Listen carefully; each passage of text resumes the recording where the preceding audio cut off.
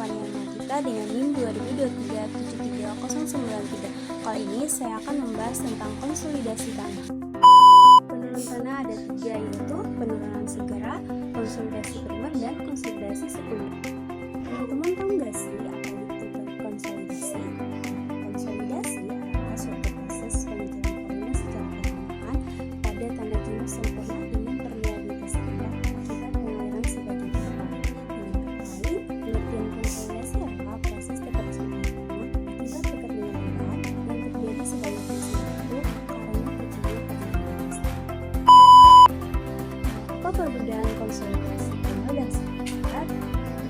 Konsolidasi primer yaitu perubahan volume pada tanah bibir halus karena keluarnya air pori atau berkurang. Sedangkan konsolidasi sekunder yaitu perubahan volume pada tanah bibir halus akibat pengisian tanah setelah kondisi primer. Kemudian bagaimana proses konsolidasi dalam tanah? Kita bisa lihat pada gambar ini. Kita punya tanah, di sini susunannya ada pasir dan air. Kemudian kita bebani, maka air akan keluar dan sedikit demi sedikit tanah itu akan menjadi keras. Sampai akhirnya di akhir penurunan, airnya ini keluar dan tanah ini menjadi lebih keras pada di awal sebelum terjadi penurunan. Itu adalah gambaran proses terjadinya konsolidasi. Kemudian, apa perbedaan konsolidasi dan pemedatan? Mungkin kalian dari gambar tadi muncul pertanyaan seperti ini. Nah, yang membedakan adalah pada peristiwa pemedatan itu yang berkurang adalah volume udara, sementara pada peristiwa konsolidasi yang berkurang adalah volume airnya. Jadi, itu adalah perbedaan antara pemedatan dan konsolidasi. Jadi, ini merupakan perbandingan konsolidasi pada masing-masing jenis tanah. Itu ada gravel atau kerikil butuh waktu 2 menit. Setiap jenis tanahnya itu per 1 meter ya. Kemudian, pada sand atau pasir butuh 2 jam, pada silt atau lanau 200 hari, dan lempung 200 tahun. Ya, kurang lebih perbandingannya seperti ini untuk masing-masing jenis tanah.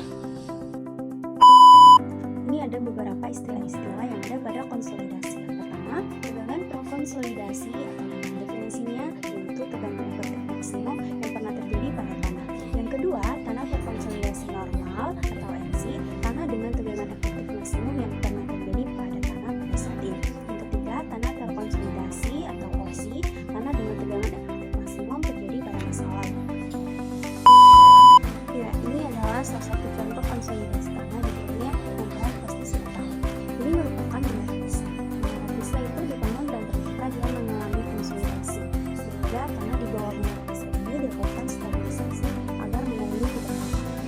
Proses stabilisasi ini lama hingga akhirnya menara pisah ini dinyatakan aman dan tidak terjadi penurunan. Akhirnya boleh dibuka untuk umum pada tahun 2001. Lalu, apa yang bisa kita lakukan setelah mengetahui fenomena dari konsolidasi itu? Kurang terhadap bangunan, ya, jadi kita bisa melakukan uji konsolidasi pada suatu tanah untuk mengetahui seberapa besar konsolidasi pada tanah tersebut. Jadi ini adalah uji konsolidasi berdasarkan SNI nomor 28/12 tahun 2011. Nah, output atau hasil dari pengujian ini untuk mendapatkan nilai koefisien konsolidasi, dan koefisien kompresi atau